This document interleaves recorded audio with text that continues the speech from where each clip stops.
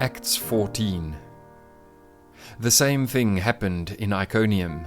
Paul and Barnabas went to the Jewish synagogue and preached with such power that a great number of both Jews and Greeks became believers. Some of the Jews, however, spurned God's message and poisoned the minds of the Gentiles against Paul and Barnabas. But the apostles stayed there a long time, preaching boldly about the grace of the Lord. And the Lord proved their message was true by giving them power to do miraculous signs and wonders. But the people of the town were divided in their opinion about them. Some sided with the Jews, and some with the apostles. Then a mob of Gentiles and Jews, along with their leaders, decided to attack and stone them. When the apostles learned of it, they fled to the region of Lycaonia, to the towns of Lystra and Derbe and the surrounding area, and there they preached the good news. While they were at Lystra, Paul and Barnabas came upon a man with crippled feet. He had been that way from birth, so he had never walked. He was sitting and listening as Paul preached. Looking straight at him, Paul realized he had faith to be healed. So Paul called to him in a loud voice, "Stand up!" and the man jumped to his feet and started walking. When the crowd saw what Paul had done, they shouted in their local dialect, "These men are gods in human form." They decided that Barnabas was the Greek god Zeus, and that Paul was Hermes, since he was the chief speaker.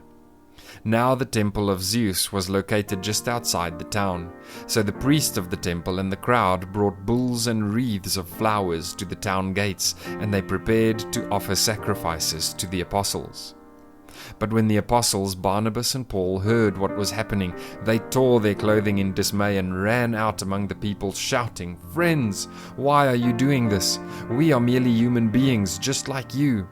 We have come to bring you the good news that you should turn from these worthless things and turn to the living God, who made heaven and earth, the sea, and everything in them. In the past, he permitted all the nations to go their own ways, but he never left them without evidence of himself and his goodness. For instance, he sends you rain and good crops and gives you food and joyful hearts." But even with these words, Paul and Barnabas could scarcely restrain the people from sacrificing to them. Then some Jews arrived from Antioch and Iconium and won the crowds to their side. They stoned Paul and dragged him out of town, thinking he was dead. But as the believers gathered around him, he got up and went back into the town. The next day he left with Barnabas for Derbe. After preaching the good news in Derbe and making many disciples, Paul and Barnabas returned to Lystra, Iconium, and Antioch of Pisidia, where they strengthened the believers. They encouraged them to continue in the faith, reminding them that we must suffer many hardships to enter the kingdom of God. Paul and Barnabas also appointed elders in every church.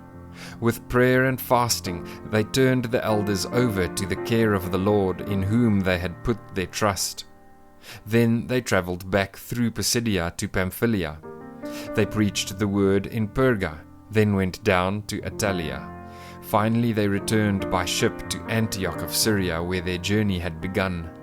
The believers there had entrusted them to the grace of God to do the work they had now completed. Upon arriving in Antioch, they called the church together and reported everything God had done through them and how he had opened the door of faith to the Gentiles too. And they stayed there with the believers for a long time.